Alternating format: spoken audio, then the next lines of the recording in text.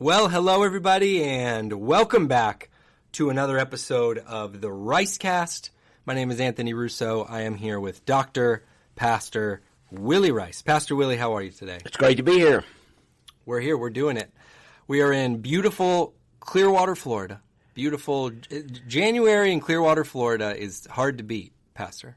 This is our time of year where we brag about everybody and count our blessings. Yes. We do like to rub it in a little bit, some other people. Right.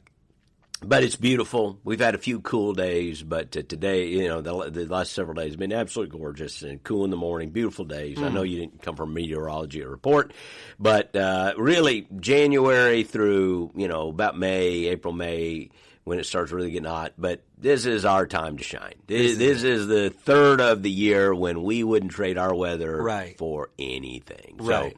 So, enjoy it.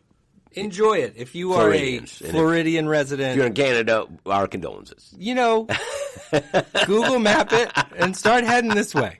That's what you should be doing. Well, we remember you folks suffering in the cold. We have many listeners, I think. I was just going to say, two of our regular friends that email, they're back in town. And we have a lot of people, as people know here at Calvary, who are seasonal residents, and it's great this time of year to look out and see them. We have many from Pennsylvania, Canada. We have people from Maine, Illinois, all kinds of places. Yeah, and it's always great this time of year to have it's like everybody's home for the next 4 months. Right. Yeah, actually, it's interesting to bring that up. I saw kind of a year in review about our podcast. Our podcast last year, 2022, was streamed in 26 different countries. That's amazing. Isn't that wild? 26 different countries. U.S., Canada, I was like, that's probably, 1 and 1B. Right. They're kind of close. But I could, 24 other countries. Wow. We could do a trivia, name 12 of them or something. It would be fun. I'd be hard-pressed to name 24 other countries, if I'm being totally honest. But I thought that was very interesting. So to our Ricecast listeners all over the world. All over the world. Thanks for coming along for the journey. Yep. The beautiful weather coming at a good time, Pastor, because football season hasn't come to an end. Yes, it has, pretty much.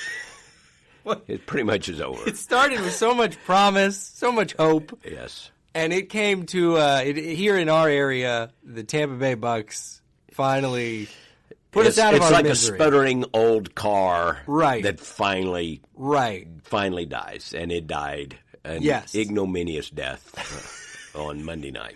I thought congratulations to the Cowboys. Yes, of course. But yes, it's time to declare it a loss. You got to call it. I was talking to, I think, Rach about it. I said it started to really feel like a toxic relationship to me because I was like, no, I know they looked bad, but they're not that bad. Yeah. They're not. They're better than this. I promise you. And they're just not. No, they're not. They are what you saw. It is exactly what we thought it was. They are. One of my friends tweeted out, I think we were 8-9, and he said Tampa Bay is what their record says they were. They were 8-9. But I look back, if this was the end of the Tom Brady era, what a ride. We should be thankful. It was a great ride. Super Bowl. Last year was a great year. Obviously, we felt like we could have gone all the way and didn't. But now the future looks very uncertain, and the immediate future looks not so promising. That's probably true. But if you're feeling down about it, as we said, just go outside and take a stroll. Go take a stroll. That's right. Beautiful out there, That's right. Buffalo has a better football team. They may have But wouldn't you rather we live in Clearwater? That's exactly right. And my wife is a little bit of a Buffalo Bill fan. That's right. Because this is her home. Yeah. She was born and raised in that Buffalo area. So she's always had warm feelings for Buffalo. Sure. Warmth is not a word you associate with Buffalo that much. But she does have warm feelings for the Bills, who have never won a Super Bowl. Yes. And in the 90s went 3 straight years and lost them all. And one of them in Tampa, they came down to a field goal and lost. They probably had the best team in the NFL that year. But anyway, so I'm cheering for the Bills now. Sure, okay. Go Bills. There you go. Yeah, I think we're all something to cheer for. We're all little Bills fans. The Damar Hamlin thing that went on, right? We're all pulling for them a little bit. So I remember you saying this because doesn't Cheryl have the to just certain Buffalo residents, they give you the exclusive buffalo wing recipe? Yeah, I don't know if it's that official, but she has one that's on this old folded up, stained, wrinkled card that came from her uncle that supposedly came from one of the original bars in Buffalo. I'll just say there were members of her family who would not be infrequent guests to various bars, and they came away with this wing recipe. And to me, they're as good as any wings I've ever had. There you go. It's good a team as any. Let us know. We'll fix them up for you and come over to the house or something. That's what I'm talking about. That was why I brought it up. That's going on. Go Bills. Whatever. If your team's still in it, I like to shout out. Riley and Tim, they're Cowboys fans. Are they? Okay. They endured a little ribbing during the week leading up. They were, I think, very gentlemanly when we were properly dismantled on Monday night. They didn't come here. Actually, while I'm on the subject, shout out to the Lester family. Riley and Savannah had their baby girl. That's right. And congratulations to the folks. Riley's our campus pastor at Eastlake, and we're so glad they're there and had a beautiful little girl and everything. We corresponded. Everything's doing well, and we're grateful and happy for them. Congratulations to Riley and Savannah. Addison, I think her name is. I think that's right. So beautiful little girl. Congratulations to the Lester family. And but better luck next football season to all of the Florida teams. Maybe the Jaguars, though. They're still in it. They're still doing it. Yeah, they're in it. And I have some friends who are there, and they play Kansas City, so don't think they'll be in it next week, but you never know. Good luck to the Jaguars. So, they're teams, and so a couple more weeks, but for most of us, it's pretty much over. You were up there kind of close to Jacksonville. Is Pensacola? No, your geography's a little off. We're the exact opposite end of the state. The easternmost city. They're both north of us. Yeah, okay. But that's like saying that Washington, D.C. is close to Seattle because they're both north of us. To me, the geography of the U.S., there's Central and South Florida, and then it's everything else is to up the there. north. Yes. Somewhere up there. They sort themselves out. Right. All right, well, let's talk about some exciting stuff going on around Calvary. This last week, really, this last Sunday, we all, our whole church family got to hear from Pastor Jim Cymbala. That was great. Heard such positive feedback, such a moving end of that service. If you were here at any of our campuses, which I thought was very cool. I happened to be at our Seminole campus, and the whole room, it was 3/4 of the room came up to the front for that prayer time at the end, a really special time. And I thought this kind of presented a unique situation, Pastor, because normally we come on the podcast, we kind of talk about your sermon that you prepared and ask a couple follow-up questions because we've all listened. Me and the listeners have heard the sermon and are kind of asking some questions. And but now we get to ask you. You were sitting with us in the worship center this Sunday. What were some of your big takeaways from Pastor Jim's? Well, first of all, let me just say, I've grown in the last year or so to really love Jim and Carol Cymbala. They've become very good friends to us and such an encouragement to both Cheryl and to me. I knew about Jim Cymbala for 30 or some years, but and I read their book. Fresh Wind, Fresh Fire was a great book written, I think, in the 90s. That was a classic. And then, of course, you're aware of the Brooklyn Tabernacle Choir. People, through the years, people loved them. People would give us CDs or you'd see videos. And so we knew of them. They're, famous in that sense.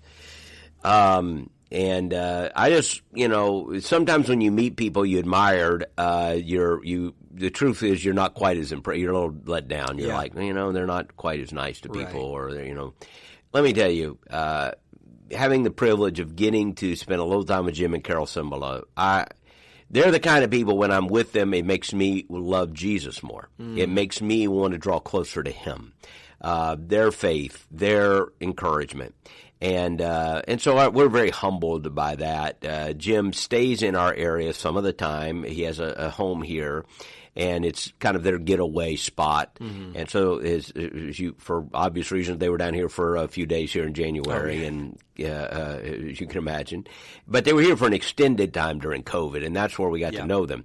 I remember they have Carol's sister and husband are in our church often. They have a niece in our church, several family members.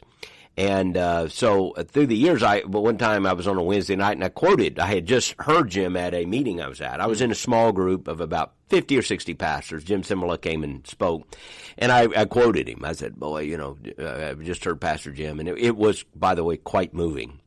And they walked up to me afterwards and said, hey, Carol Simula is my sister. I'm like, oh, come on. So they had a family connection and said, if you ever want to meet Jim, I'm like, oh, I don't know if I can meet Jim, Simula or not. I probably would say something stupid or something, and he didn't want to come down here and meet me. But when he was down here for COVID, he started reaching out to other pastors, and I got a call from him one day. They had given him my number, and I texted or something. He calls, and we ended up having lunch. We ended up meeting more frequently, and so on and so forth. So we love them. I just want to shout out to how much I've grown to love them. I love the fact they kind of come from a different part of the family. Like, they're not Baptists, as you know. So I love that he comes from a different kind of part of the family, and yet just speaks boldly and prophetically, and really seems to love Calvary. And he told me, Sunday, I just feel comfortable. This is, I feel so comfortable here, and I was humbled by that. They were great to have us up at Brooklyn Tab last year to speak, which was one of the great honors, I suppose, of my ministry to be there. And I'm going back again in April, by the way, to speak, and also at a conference they're doing. So I'm just grateful for that relationship. On a selfish sense, it's been a blessing to me. Yeah. And for those who care about your pastor, and God has used them to be a blessing to me. I want you to know that. So I learn from them constantly. You ask about the message. Again, Jim's, his methodology in preaching is a beautiful thing. It's focus on one simple truth and just drive it deep. And so, he took a phrase from the Lord's Prayer, because he knew we were in 21 days of prayer. And that phrase from the Lord's Prayer, give us this day our daily bread. And if you weren't here, the whole message was just simply that phrase. Yeah.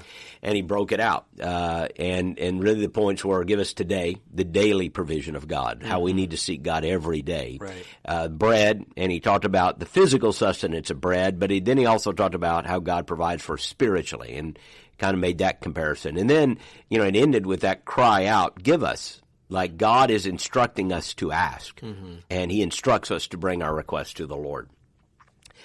You could talk about every single point. I think the daily aspect of it kind of hit me, that there is in that request that Jesus is teaching us. He's modeling for us that we need to have a daily dependency upon God. And I think sometimes when we look at that verse, that phrase, we think, because most of us, let's be honest, we aren't worried about where we're going to eat tomorrow. Right. Like, most of us, if we didn't eat tomorrow, we'd probably be okay. I'm speaking for myself, of course. Right. Like, you'd be okay. Right. Believe me, you'd be okay 2-3 days, Pastor. Yeah. Be hungry, but, might do you some good. So, give us, we don't worry about it. Right. We don't think of ourselves as, Father, you have to give me today. But yet Jesus is teaching us to pray that way, pray this way. And it is reminding us that while we take for granted our blessings, we take for granted that the most basic fundamental need of our life, to have something to eat, we take it for granted. Like, most of us, we're fine. Like, there's plenty of food in the pantry. Yeah. Like, if the grocery store shut down for a month, you probably would make it. You probably would. Now, some people might not, but you probably would. You probably would. It reminds me of the story of the guy when we were getting ready for the pandemic and everyone was going to be, quarantined. Yeah. Couldn't go to the stores. We thought, okay, we were thinking 2 to 3 weeks, right? Right. 2 weeks or so, but we're going to be quarantined. It was kind of an adventure for everybody. Okay, went to the store. They got stocked up. One guy said, 3 o'clock, I've got all my stuff. I'm in the house. I'm ready for the quarantine. Yeah. 3:45, I'm going back to Publix to get Cinnamon Toast Crunch. It's like that's our life. Right. most of us know if we need to go get something to eat, we can get it. Yeah, sure. But Jesus is reminding us the truth is, if it weren't for God, you wouldn't have that. That if it weren't for God's goodness and His grace in your life, you wouldn't have that provision. God, think about it. The reason you have food to eat is because God has created the earth the way He has to grow food the way we do, so that you can have food to eat that you have to eat. Yeah. Everything is God's provision, and we need to be reminded of it every single day, and be reminded that every day God is faithful. Every day God is good. The breath in your lungs, the heart beating in your chest, you didn't have anything to do with that. I mean, you can be healthy or less healthy. I'm aware of that. But you didn't start it beating. You didn't. Yeah. You know, these are all examples of the grace of God to all of us. And Jesus is teaching us to pray, reminding us of this daily dependency upon God. So, again, Jim just brought that home, that idea of the daily bread we need, and that we really, really need God in our life. It was I had that definitely marked as a highlight point. There was another great segment I was really moved and challenged by when he did unpack the give us, and he had a great run. And as always, we'll put the link to the sermon in the show notes if you happen to miss it. But the referring back to the text, you have not because you ask not. And just really, how many of us operate under assumptions of like, well, if it's going to happen, it's going to happen. Or it'll just come to be. And pointing to several texts of, not just this one, of we're to ask for those. We are to ask. And it was powerful. Yeah, I was really moved by that part too. Great time here. Like I said, we will put that in the show notes, the link to the sermon if you missed it.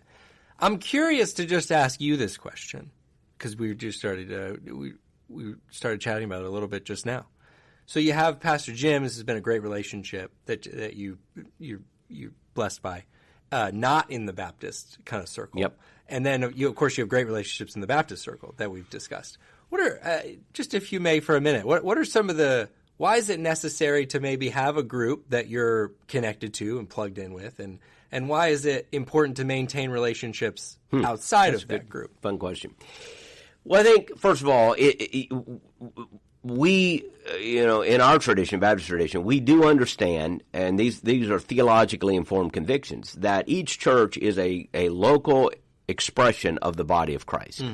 And thus, we think of church as the church that we are a part of, that we are connected to, that we attend.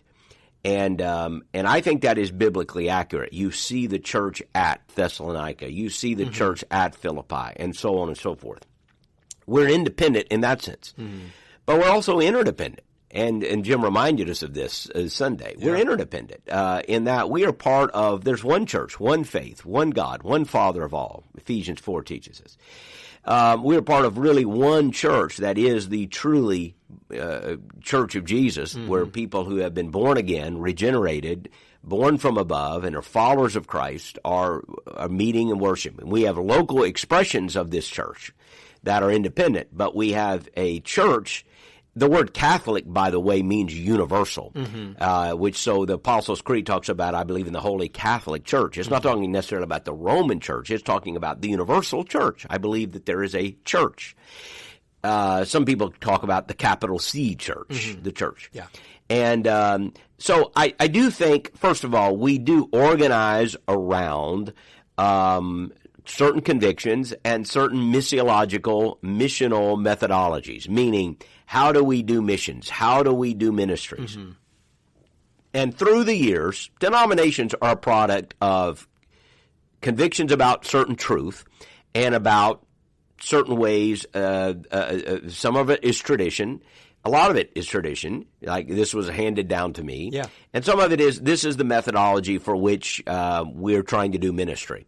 So in our church, like we're a local body of believers, but we're also thinking, how do we plant churches across North America? Right. How do we send missionaries around the world? Right. And that is where networks come into play. And no matter how independent a church may describe themselves, if they are really doing missions around the world, I can almost guarantee you they are networking in some way. Right. They're using literature. They're using music. They're networking with Christians around the world. So I think a healthy balance is to understand, okay, I need to do missions, theological training with people with whom I share at least a basic grounding of convictions. But then I also need to understand that is not the begin or end of the kingdom. The kingdom of God is much bigger than that. And there are people outside my convictions. I may disagree with them on peripheral matters. Right. I may even disagree with them on secondary matters. But on the primary matters, the fundamental matters of what it means to be a follower of Jesus, we completely agree. And with those, while I may not be in a certain organization with them, I don't allow that organization to define my fellowship. I do hear from people outside my own traditions that sometimes it's just helpful to have somebody speak into your tradition who's outside of it because they see things you don't see. For the same reason somebody who walks into your house might see things that you don't see because you're there all the time. Right, right. And they walk into the house and go, strange, why do you have a pot here in the middle of your living room? And, well, you have a whole history. There used to be a plant there, and then whatever. Now there's a hole in the carpet that the dog dug, and now the pot is set there, and and they walk in going, that seems a little odd, and then you go, well, it kind of is odd, isn't it? Maybe we should patch the carpet, whatever. They see something, and I think from a spiritual standpoint, that's good because to have people walk in and challenge us in ways that maybe we're not used to being challenged or do things in the worship that we're not used to doing. So this happens even within our own network. That's part of why it is a beautiful thing to be in a network. Their church is very different than us. We learn, we grow. We're not trying to emulate others or copy others, but we learn. And certainly people outside our denominational tradition, I think we need to be very open as long as we are united on the fundamental tenets of the gospel to listen. Again, I don't have to agree with somebody on every single thing to agree with them on the big things. And I know, Pastor Jim and Carol are a case in point. They certainly are that way. And he actually spoke to it in the message that way a little bit. When he says, there are no denominations in heaven, again, he's not denying the existence of them. What he is saying is that when you look at the Scripture, you don't see that. You don't see that as God's primary plan. He's not arguing that there aren't good reasons to gather and do missions in a certain way. But the point is we cannot allow that to confine us or define us in a way that is narrower than the gospel.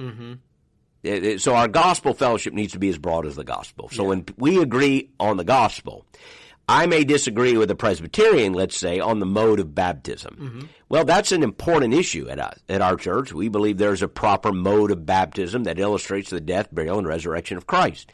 But it doesn't mean that I wouldn't look at, a wonderful Presbyterian friend and realize that's my brother or sister in Christ. We disagree on a secondary matter that is important to both of us and might inform the way we actually do church.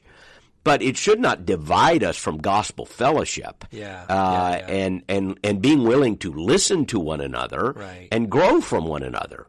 I can learn from a Presbyterian. I can learn from a Charismatic. I can learn from a Methodist. I can learn from an Arminian. I can learn from a Calvinist. There are things we might disagree on, but if we are rooted together in the gospel, we can also learn from. And so that's why I've never been afraid to listen to someone outside a particular tribe. And thank God for it. And, thank God for someone like Jim Cymbala who comes in and just speaks a wonderful scriptural message and helps us learn a great deal. Yeah, absolutely. And I love the example. I love the house example because I think that's so many people can relate to that. Even if you grow up in your family and sometimes you start to go to high school or college and you tell stories about your family, and that's it's not till then that you realize you're sitting around a table saying, so we stuck this pickle on the Christmas tree, and whoever found the pickle got the first Christmas tree ornament or got the first Christmas present. And everyone around the table is like, I've never heard of that in my life. And you think it's the most normal thing ever. You think everybody's doing this. So it's those perspectives that can be so enlightening and can really reveal things. Yeah, so that's great. Thanks for sharing about that. It may be similar, along kind of the same lines. I thought for today, going around here at Calvary, we have our first membership intensive, calling it our membership intensive, and this is the process whereby you become a member of the family here at Calvary. Our first one of those is coming up. It's actually this Saturday. We talk about it here on the podcast. We record usually on Wednesdays. Today is a Wednesday as we're recording. So it's only a couple days from now. If you're listening to this and you would like to jump in, there is still plenty of time. You can sign up. We'll make sure we're ready for you and that you are able to be there. It's here at the Clearwater campus.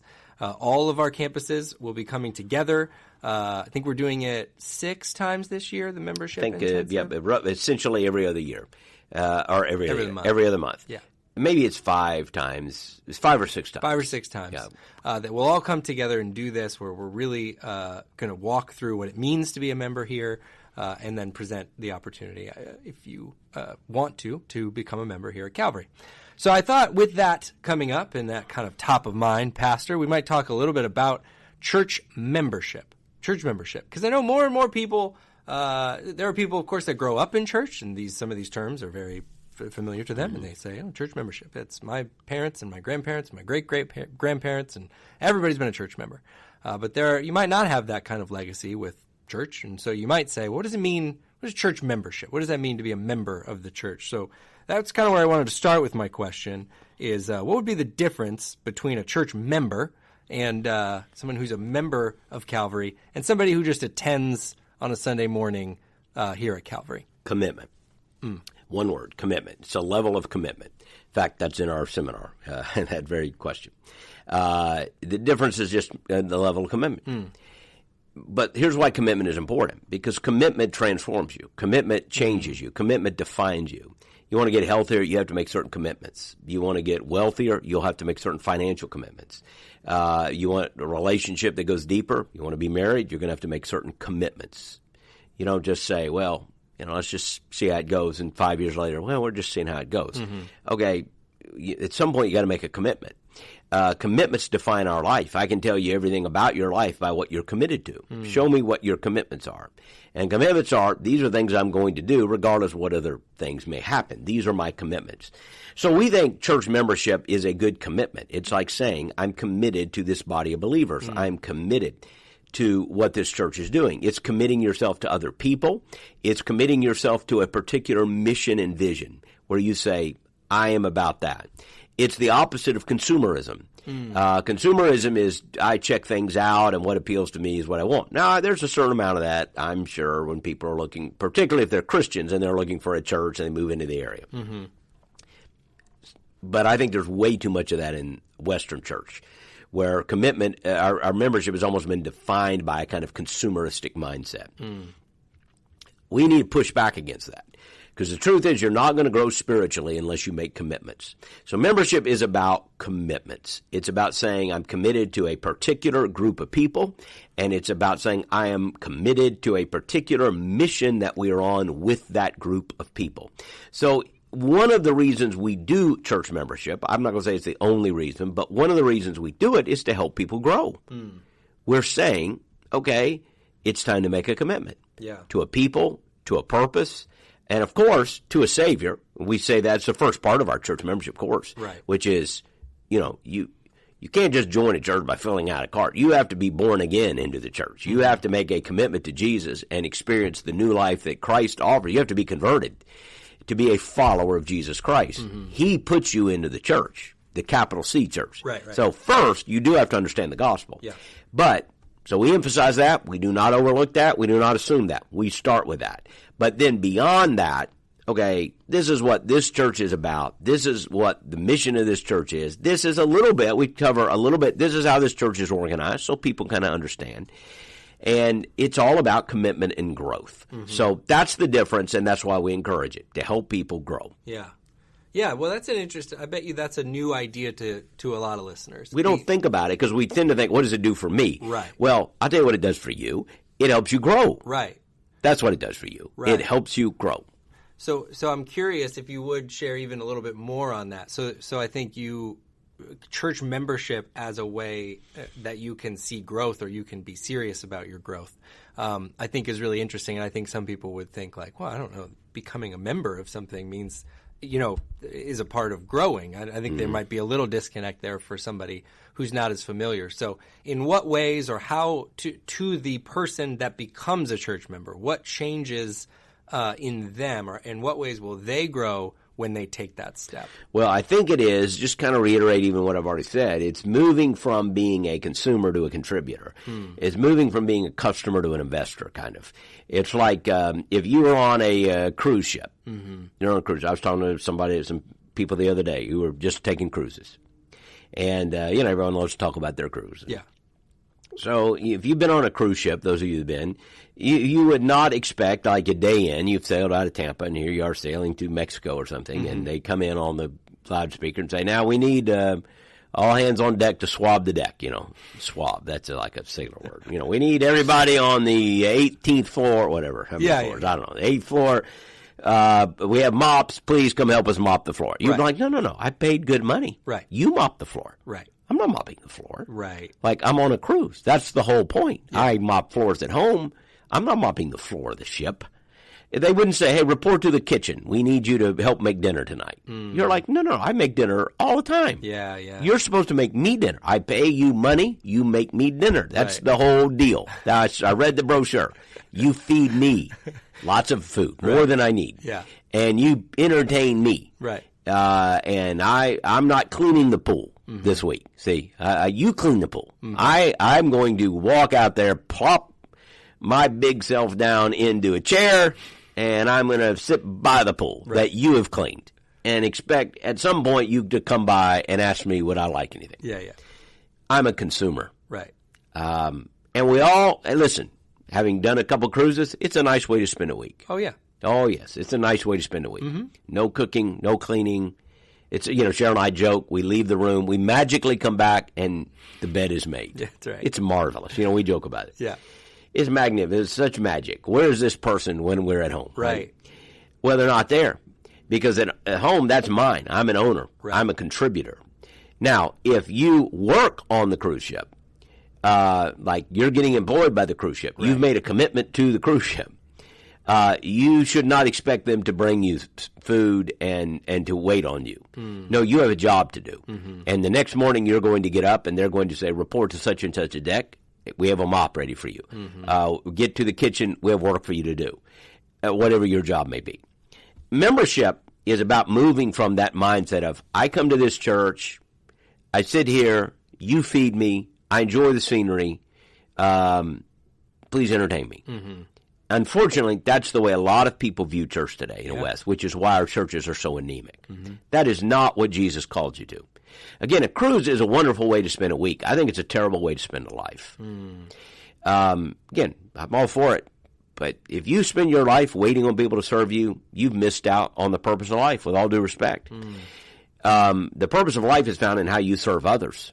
So when you join the church, you're shifting my thinking from, hey, what can they do for me, to where do you need me to pick up the mop? Where do you need me to get in the kitchen? I'm now a member of the crew. And you say, well, I like sitting here on the deck. People bringing me food. Well, fine. But that is not what Jesus died for you to do.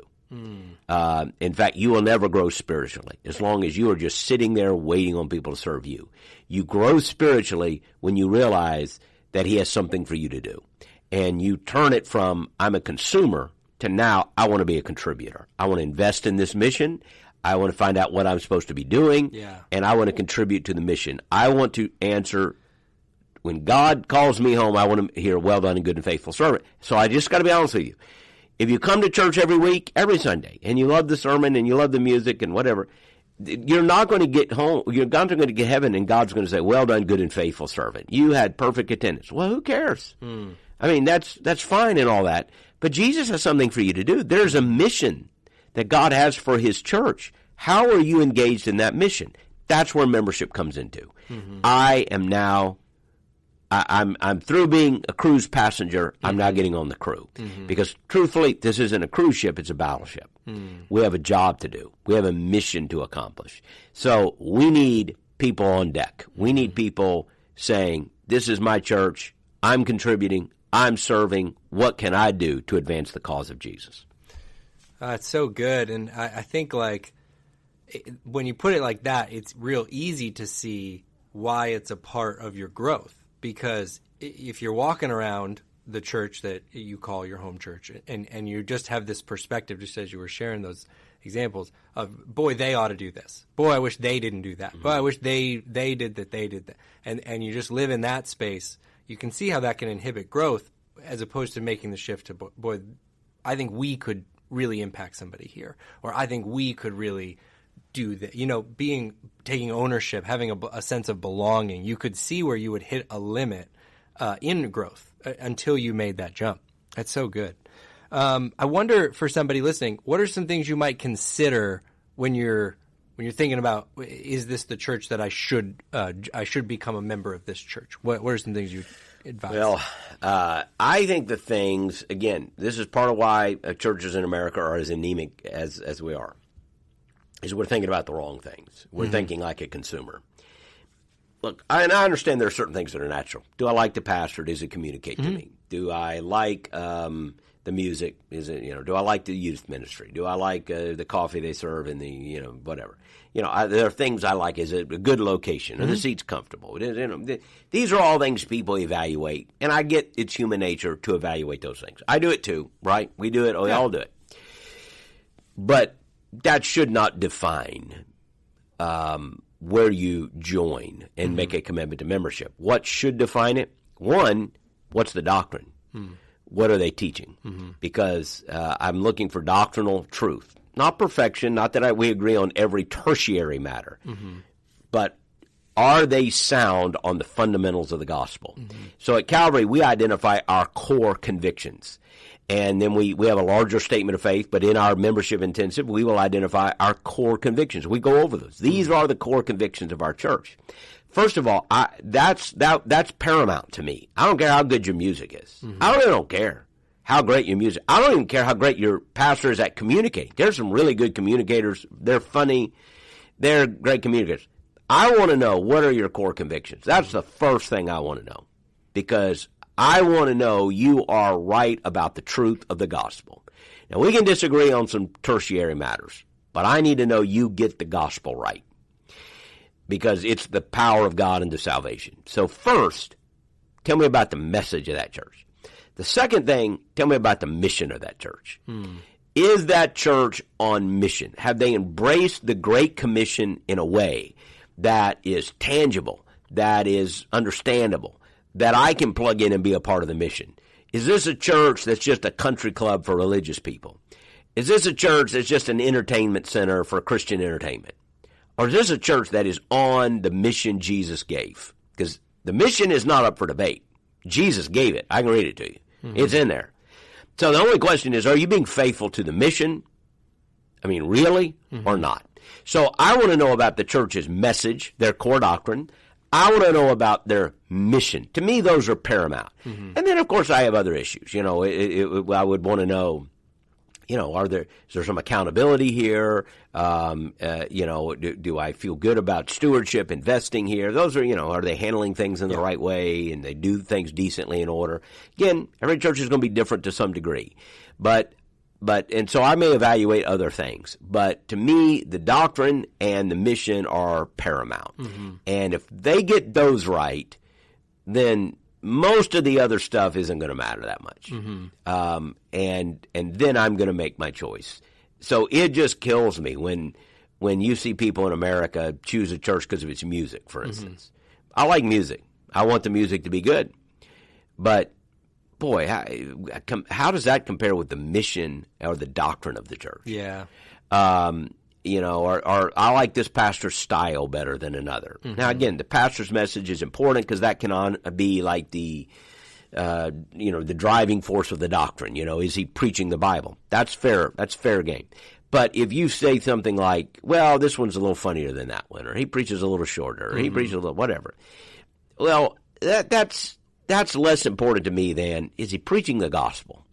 Is he 25 minutes or 45 minutes? What does it matter to you? It's 20 minutes. Whatever. Who cares? Right. The question is, did he preach the gospel? I mean, I know what I like to preach. It takes time to develop and so forth. But I want to know, is the gospel being preached? Mm-hmm. That's what I want to know. Does he wear a suit or blue jeans? Well, who really cares? Mm-hmm. Who cares? Right. Why care? I mean, you may have a preference. Right. I wish he would wear a suit and tie. Yeah. I wish he would wear blue jeans. Okay, fine. Who cares? Right. I want to know, did he preach the gospel? And is he preaching the message? And is that church on mission? That's what I want to know. That's what I don't care. You say, well, he dresses hip and blue jeans and all that. Well, if he didn't preach the gospel and they're on a mission, who cares? Yeah. Or well, he's a fine dresser. I don't care if he doesn't preach the gospel and the church is not on mission. Who cares? Right. That you may have a preference. Yeah. But that's not the driving force. Preference should not be the driving force. Mission and doctrine should be the driving force. Right. And as you're saying that, it's interesting. You think about how some of those preference things will change. Like I can't help but think Calvary's 150-year history, if you took a snapshot of the music being played in the worship center on Sunday, it would look very different. Same church, over 150 years. Yeah. In 1920, it sounded like this. Yeah. 1980, it sounded like this. Right. 2020, it sounds like this. You might like some parts better than others. Yeah. The truth is, I'm 59. I've changed through the years. There are decades I like certain things more than I like now. Yeah, right. So we all change. Right. Which is why we need to be patient, by the way, with each other. Because, you've changed. You're right. Those things change. Not saying they're unimportant. What we're saying is they're not all important. Right. And you can look past some things that are not your preference if you're convinced that the mission and the message are sound. Yeah. And so I just for someone who was maybe thinking about it, is this stuff we go over then in the membership intensive? We talk about the message and the mission. Absolutely. Stuff for Calvary. That's absolutely right. And we cover some things like how we do things at Calvary and how we're organized, just so people understand. But absolutely, we cover what we think are the most essential issues so that when people make a commitment, they know what they're committing to. And we view it as part of the growth process. And what we've done, through the years, we've shifted a little bit about how we offer this. We were doing it a little differently over the last 2 to 3 years. And we decided to shift it for a variety of reasons this year to where it's a membership intensive. You will hear us use that language. People understand it's going to be a 2.5 hour to 3 hour commitment. You come between 8:30 and 9. You're going to be done by noon. We'll have you out before noon. But you're giving us a morning. And people go, wow, that's a lot to give you a Saturday morning. We know it is. Yeah. That's why we call it intensive. Right. We know it is. But in that period of time, we can tell you the things you need to know. And the big things. And we can't tell you everything, even in 3 hours, but we can give you a framework to help you make a good decision about membership and to help us feel good about if you've made a decision to membership, it is an informed decision that we're happy to receive. We think membership does matter. We think it's very important in the future, maybe even more so than in the recent past, in the future to make sure when people make a commitment to membership, they know who we are, what we believe, what we're trying to do. It will save you frustration on the back end. It would be terrible for you to come in saying, well, I think this, and then 3 years later find, oh, wow, I didn't know they were about that. You don't like that. And we go, well, if you had, we tried to tell you up front. Yeah. We would rather, let's be clear up front. If you can't walk with us, that's fine. But let's be clear up front who we are, why we're here, what we're doing. And we have 4 campuses now. But, in a way, 4 different congregations that are working together in partnership. But we all share a membership commitment that is uniform at this point, which is why we're doing this together. We do it on a Saturday, not during the week. So regardless of what campus you are at, you can come here. We're doing it in the centralized campus, our Clearwater campus, also our largest campus. So it makes sense to do it here. Yeah. If you're not familiar with the campus, there will be signage, good signage here Saturday. And we will welcome. We have a good number, over 50 the last time I heard, who are going to be a part of this membership intensive. And we're going to do it either on Saturday morning or sometimes I think Sunday afternoon. But Saturday morning is a good time to ask people, make a commitment to a membership intensive, and we share with you what you need to know. And if you have not signed up, we do invite you to come and be a part of it. Absolutely. I'll put the link in the show notes, and you kind of alluded to it there. One thing I think is so great is when you do commit to be a member of the Calvary family, it's a big family. It's 4 campuses, not some of us on staff here, we get to be in a position where you get to be at multiple campuses, and you'll just be knocked over. If you haven't been to Crystal Beach yet, the community there is so great and sweet. It's a beautiful campus, and you realize like we're connected.